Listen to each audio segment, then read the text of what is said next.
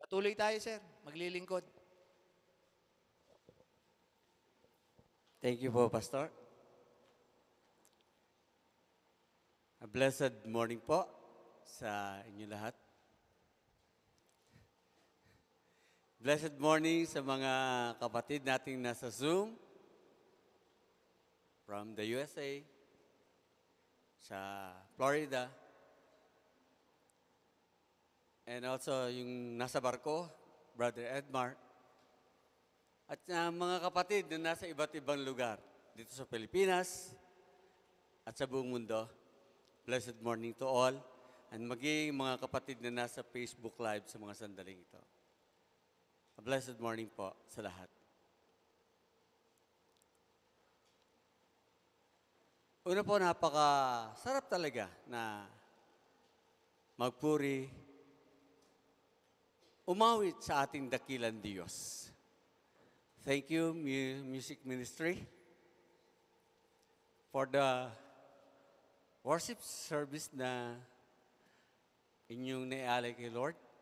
The kind of worship na hinahanap ni Lord sa buhay po ng kanyang mga anak. Today po, isa pong napaka gandang umaga sa ating lahat. Isa pong mensahe na hindi ko po akalain na siyang ipababasa ni Pastor sa offering prayer, sa reading sa umagang ito. Let us open our Bibles in Isaiah chapter 25. Yun po ang psalm reading ngayong umaga.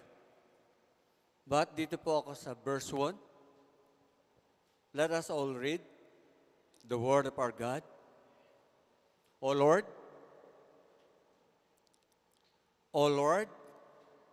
Thou art my God. I will exalt Thee. I will praise Thy name. For Thou hast done wonderful things. Thy counsels of old are faithfulness and truth. Hallelujah. Heavenly Father, Ama, dakilang Diyos na makapangyarihan sa lahat. Muli po, maraming po salamat, O Diyos, sa araw na ito as we continually celebrate, Lord, ang amin pong kaligtasan. Here is your church, O God. Nag-aalay po ng isang uri ng pagsamba in holiness and truth, O God. Tanggapin po, Panginoon, ang aming pong alay sa umagang ito to glorify your holy name, O God. Maraming po salamat, O Diyos, sa umagang ito. Kaugnay po ng mga naging awit ngayong umaga, simula po sa mga awitin na pagpupuri at pagsamba sa iyong dakilang pangalan. Lord, we bless your holy name, O God. We bless your holy name, O God. Salamat, dakilang Diyos, sa iyong dakila to all the great and wonderful things na ginagawa mo po at patuloy mo pong ginagawa sa buhay po ng bawat isa, ng bawat kapatiran, lalo na po sa iyong iglesia, sa kabuuan po ng iyong ministeryo. And bless your church, O God, in our portion. Maraming po salamat dakilang Diyos sa umagang ito. Pagpalain, Panginoon, pagpalain po, Panginoon, ang mensahe, pagpalain dakilang Diyos ang alay po namin pagsamba sa iyong dakilang pangalan sa umagang ito. And this is all we pray, O God, for your glory. In Jesus Christ's mighty name, and through the power of your Holy Ghost, at lahat nga po magsabi ng Amen and Amen. Hallelujah. Hallelujah. Thank you, Lord. Thank you, Jesus. Excuse me po, at medyo natutuyo po ang aking...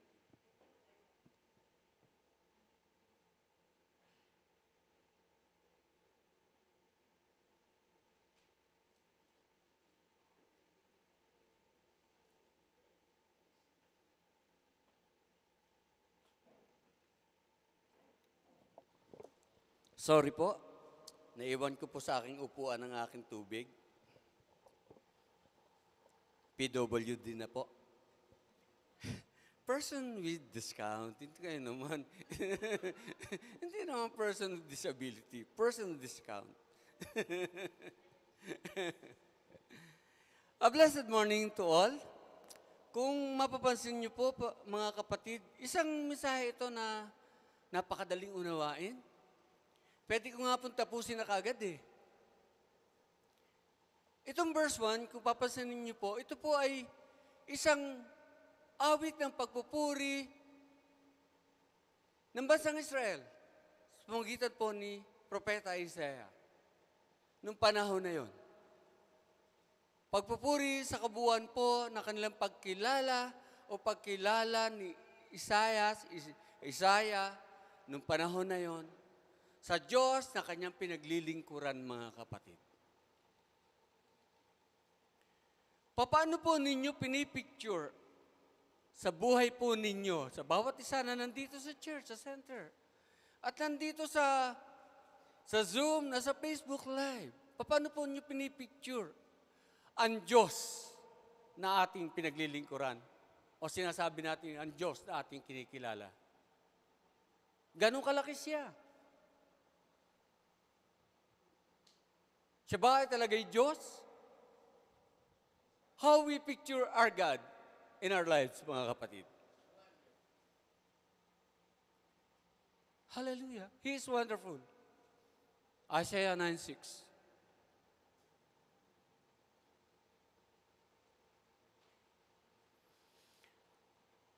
Muli basahin ko po ang verse 1 ng chapter 25. O Lord, Thou art my God.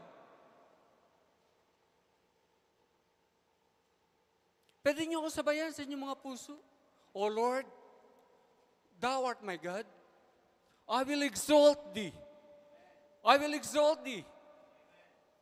I will praise Thy name. For Thou hast done wonderful things.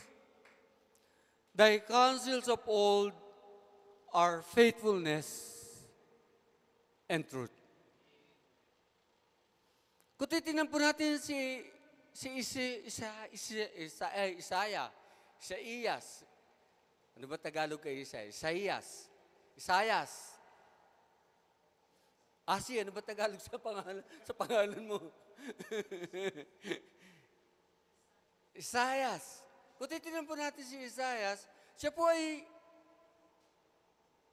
alam na natin, ito ay isang prophetic message na kung titignan po natin sa mga references po natin, wala pong maraming nakasulat about his life, about sa buhay po ni Isaias noong panahon na yon. Bilang lingkod ng Diyos, ang makikita po lang natin dito sa Biblia is in chapter 1, verse 1. Sa Isaiah po, verse 1, chapter 1, the vision of Isaiah, the son of Amos, which he saw concerning Judah and Jerusalem in the days of Uzziah, Jotham, Ahaz, and Hezekiah, kings of Judah. At sa mga reference ko po, sa akin pong King James Version, napahayag po doon na ito pong si Isaias ay, alam na natin siya propeta. It took him 60 years. It took him 60 years to preach the Israelites. Sabi ko, Lord, ilang taon na ba ako nagme-message? May kalahati na ba, Lord, ni Isaiah? Or more than 20 years. So I still have more or less 40 years. Abutin ko pa kaya, Lord, yun, 100 years old na ako. May 1 million ako noon from the government.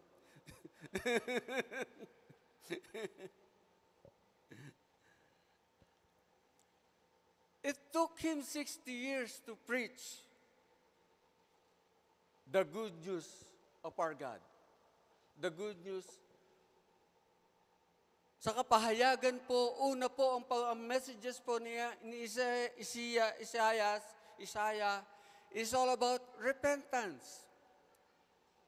At nung hindi po makinig ang mga Israelita about repentance, he preaches sa ang mangyayari, the prophetic message sa mangyayari sa bansang Israel. Sila po ay mapupunta sa Babylon into captivity. Yun po ang isang maiksing buhay na mga nakasulat patungkol po kay Isaiah, nung panahon na yun, bilang propeta. At dito po sa mensaheng ito, mahaba po ang aking naisulat or naging kodigo sa mga sandaling ito. But still, pwede ko nang tapusin kaagad eh. From verse 1, andun po, O Lord, sa isang pagpupuri na panalangin, pasasalamat ni Isaiah, ano po kanyang pagkakilala, pinaglilingkuran niyang Diyos. Sa Diyos na naranasan niya ang ginagawa sa kanya. Sabi nga ni Pastor, kapag kasi na nagka-council, kapatid, danasin natin. Hindi ko po malilimutan yung sinabi ni Pastor Nen, kapatid, danasin natin ang Diyos na ating ipinapahayag kung sino siya sa buhay ng bawat isa sa atin. Katulad po ni Isaiah in verse 1, O Lord. Paano po tayo manalangin? Katulad ba ni Isaiah? O Lord, Thou art my God. O Lord, Thou art my God. Ito po ang kagalakan ni Isaiah ng panahon na yun. I will exalt Thee. Dadakilain kita, O Diyos. And I will praise Thy name. And I will praise Thy name. Tapos na po ang mensahe, pwede ko na po sabihin gano'n. Then do it, mga kapatid. Then do it. What the word of the Lord is saying to you sa bawat isa sa atin this morning.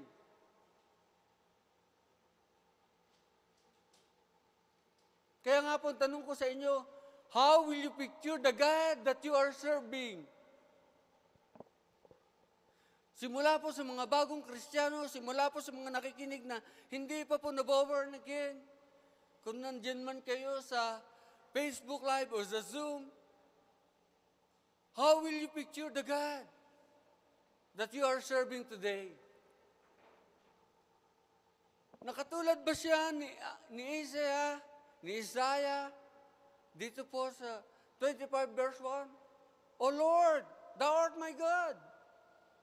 I will exalt Thee.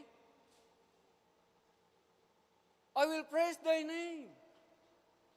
For Thou hast done. For Thou hast done.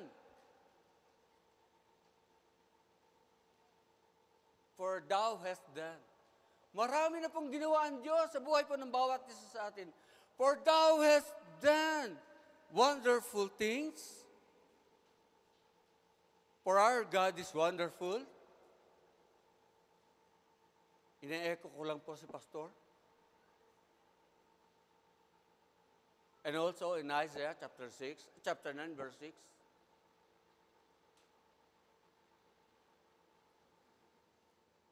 For Thou hast done wonderful things, Thy counsel, ang plano ng Diyos, Thy counsels uphold our faithfulness and truth.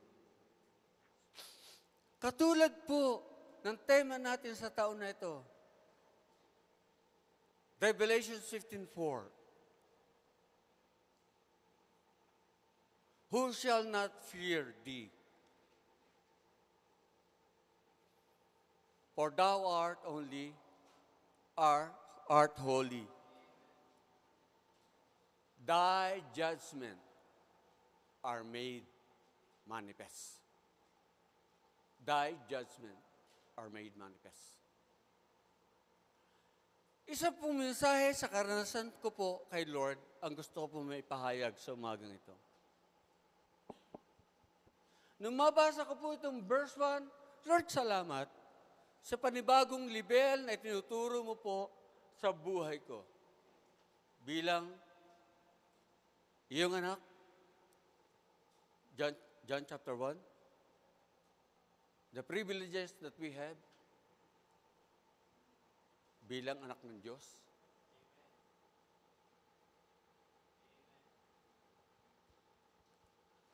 Ay muli, paano po na nga natin? The greatness of our God. Paano po natin tinitingnan the greatness of our God? Na ang Diyos na pinaglilingkuran ng Isaiah noong panahon na yun, ipinahayag na niya kung paano siya tumawag manalangin sa Diyos na ating sinasamba. Ano ba sabi ng Diyos?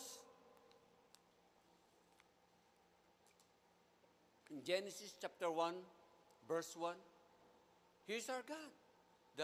In the beginning, God created the heavens and the earth. In Genesis chapter 1 also, He is our Creator in verse 26 and 27. He created man, male and female.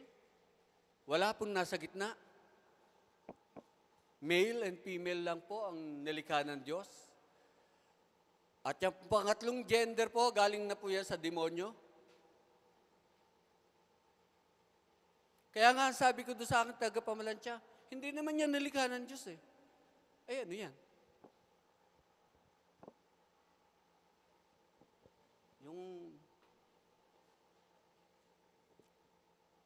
Hindi naman siya nilikha ng Diyos. Kung ikaw ay sa third gender. Ang nilikha ng Diyos na aking kinikilala ay babae at lalaki lang. Katulad po ng Diyos na pinaglilingkuran ni Isaiah ng panahon na yun.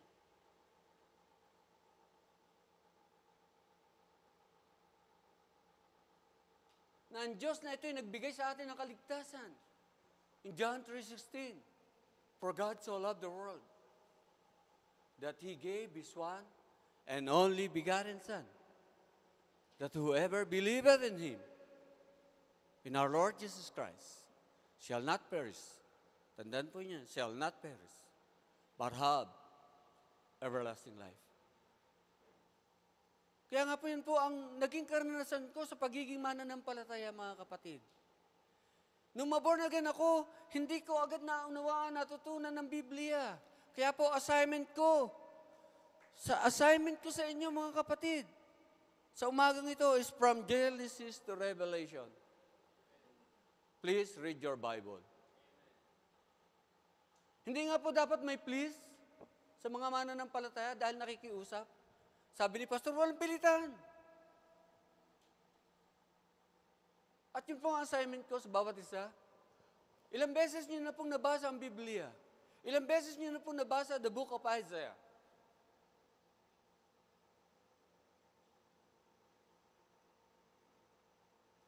Dapat bago kayo maging senior citizen na katulad ko, nabasa niyo na ang buong Biblia ng ilang beses.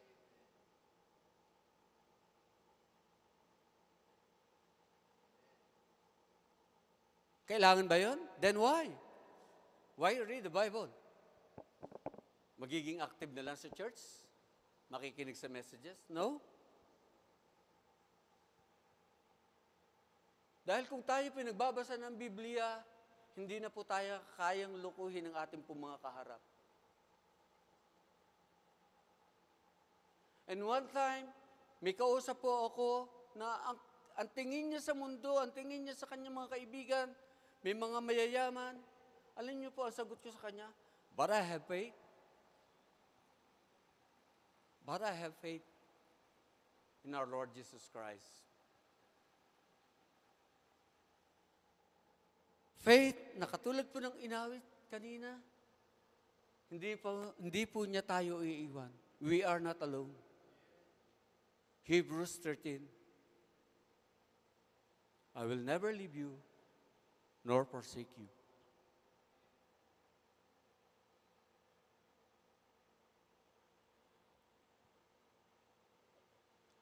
Yun po yung mga pangyayari sa buhay ko na naunawaan ko nung inumpisahan ko na pong basahin ang Biblia at maging sa pakikinig po ng mga mensahe. Hindi ko po alam kung it was the second Sunday or the third Sunday ng pag-attend ko sa dati nating church. Encounter ko po kay Pastor. Sinabi ko na agad kay Pastor, Pastor, gusto ko pong maging pastor din katulad nyo. Nadismaya ako kay Pastor. Iba ang sagot niya. Kapatid, may proseso. Kailangan dumaan ka. Balik grade 1. Dahil kailangan dumaan ka sa trainings, sa isang pag-aaral. And I praise our God. Kailangan yun, mga kapatid. Ano, Brother Jojo? Handa na?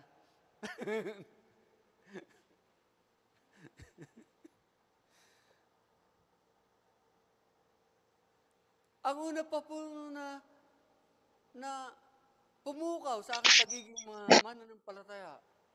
Sino nakakaalam ng 2 Corinthians chapter 5, verse 17? If anyone is in Christ, he is a new creation. The old is gone, and the new has come. Ako'y nagpupuri ng papasalamat sa iglesia, sa church, this is it, kay Pastor.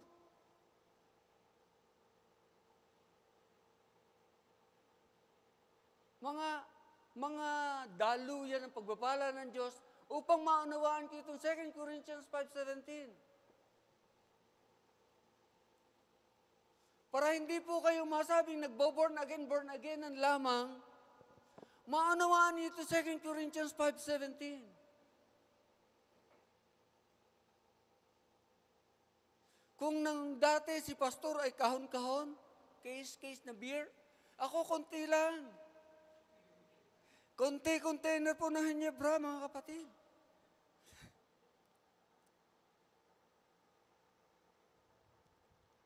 Hindi po bilog. Naranasan ko po sa bilog uminom. Doon nilalaklak ang Hinebra. Pero ano napatunayan ko, wala.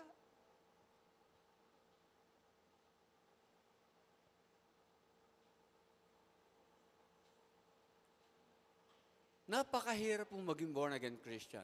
Wala pong perfecto. Hindi ko po sinasabing perfecto ako, but still, nandun pa rin po ang process ni Lord. May mga kahinaan pa rin.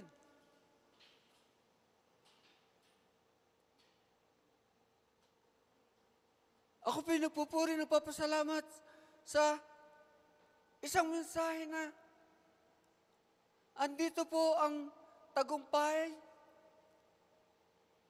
Tagumpay po in chapter 25. Ni Propeta Isaiah sa bansang Israel, sa pagpoproclaim niya sa the good news about our God in the name of our Lord Jesus Christ, mga kapatid.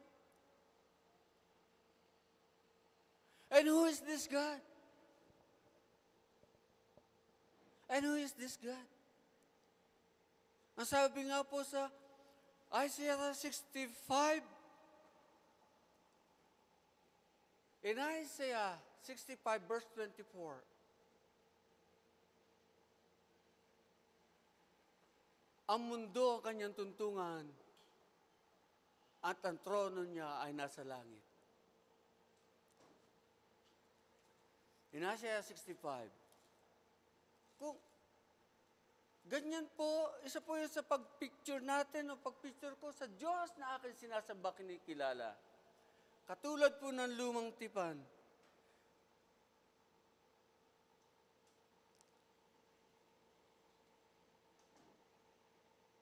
No, in verse 66, in chapter 66 po pala. In chapter 66, verse 1, thus saith the Lord, the heaven is my throne, and the earth is my footstool. Where is the house that ye build unto me? And where is the place of my rest? Sa kabuuan po nitong Book of Isaiah, mga kapatid, marami pong naipahayag si Isaiah patungkol po sa Diyos na kanya pong pinaglilingkuran.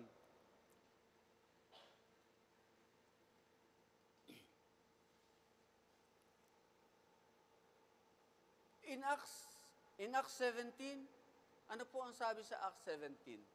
In verse 28, in Him we live and move and have our being.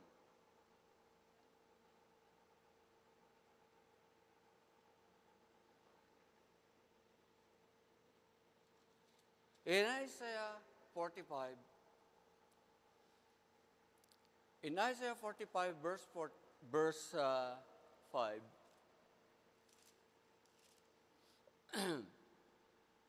I am the Lord. There is none else. There is no God beside me. Ilang beses po yang inulit dito sa aklat na ito ni Propeta Isaias, mga kapatid.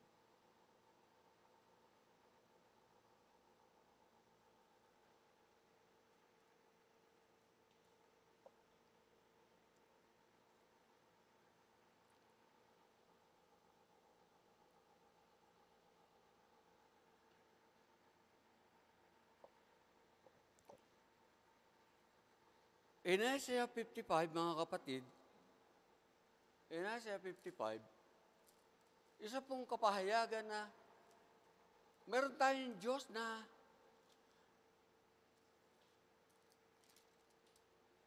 in Isaiah 55, in verse 8 and 9, nasabi po dito, for my thoughts are not your thoughts, neither are your ways my ways, saith the Lord. In verse 9, for as the heavens are higher than the earth, so are my ways higher than your ways, and my thoughts than your thoughts.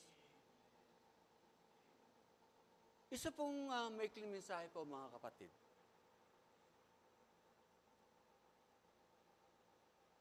Ganun po ang pangungusap o pagkilala po bilang mga mananampalataya, pangungusap ng Diyos.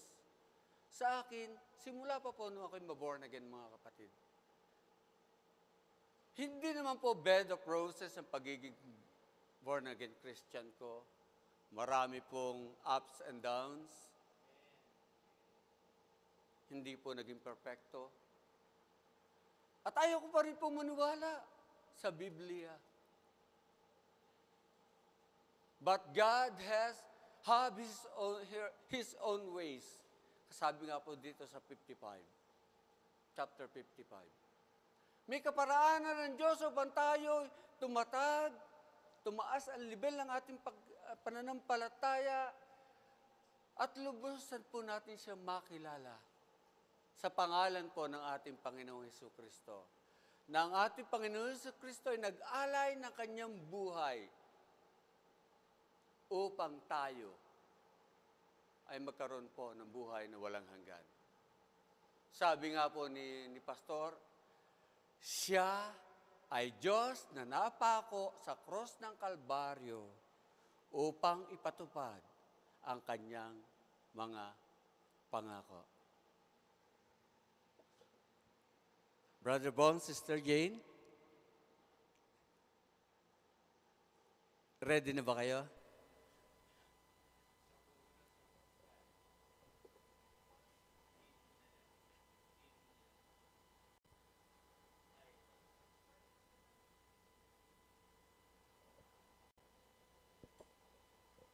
Bro, walang sound.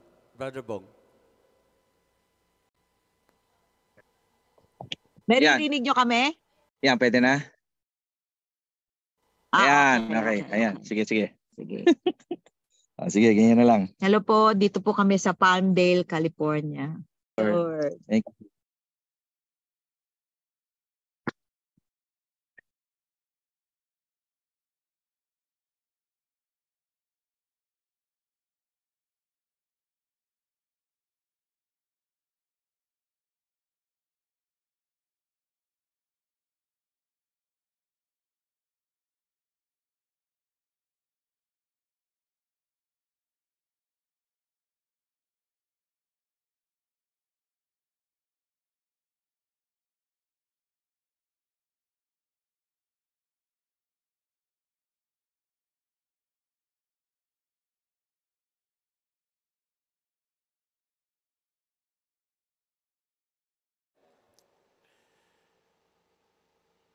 Ako po ay hinarap ni Kina.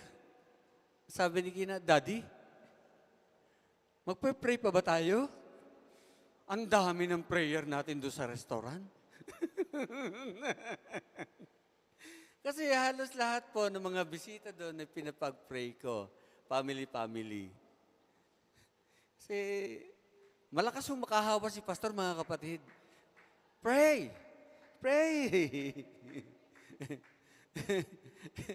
Ay, natuwa po ako sa aking anak, yung po pala napansin niya. And ako po ay nagpapasalamat sa Diyos sa matagumpay na birthday celebration. Ako ay nagpapasalamat kay Lord dahil ako po ay nabigyan ng bagong polo. And miss ko po magsuot ng necktie, kaya naka-necktie ako ngayon. Since pandemic, ngayon lang po ulit ako nagsuot. And nabigyan po ako ng polo ng aking pamangkin from Australia. And yesterday, yun po ang tunay na birthday po ng mother ko, September 16. Ako po yung nagpapasalamat na, bagamat wala pa naman tayo sa ating Thanksgiving. Ako po yung nagpapasalamat kay Lord sa kabutihan ni Lord sa mother ko. Siya po ay nag-turn 84 years old. 84 na po ang aking mother, 84 years old yesterday. Thank you, Lord. Katulad po ng awit, who is like our God? Who is like our God? Tayo po lahat ay tumayo, tayo po ay manalangin sa pagtatapos po ng akin pong mahabang mensahe. In Isaiah, hallelujah, chapter 25, verse 1, O Lord, Thou art my God. Hallelujah. O Lord, Thou art my God. I will exalt Thee. I will praise Thy name. For Thou hast done wonderful things. Thy counsels of old are faithfulness and truth. O dakilang Diyos na makapangyarihan sa lahat, marami pong salamat, O Diyos, sa mga sandali na nagdaan. Kasama po ng pagkakilala ni Isaias noong panahon na yon, sa Diyos na kanya pong pinaglilingkuran, sa Diyos na kanya pong ipinapahayag sa mga Israelita noong panahon na yon. Ikaw po ay hindi nagbabago noon, ngayon at magpakailanman. Ikaw ay ang Diyos na amin pong pinasasalamatan. Katulad po ni Pedro in Acts chapter 3, silver and gold I don't have, but I will give you Jesus Christ.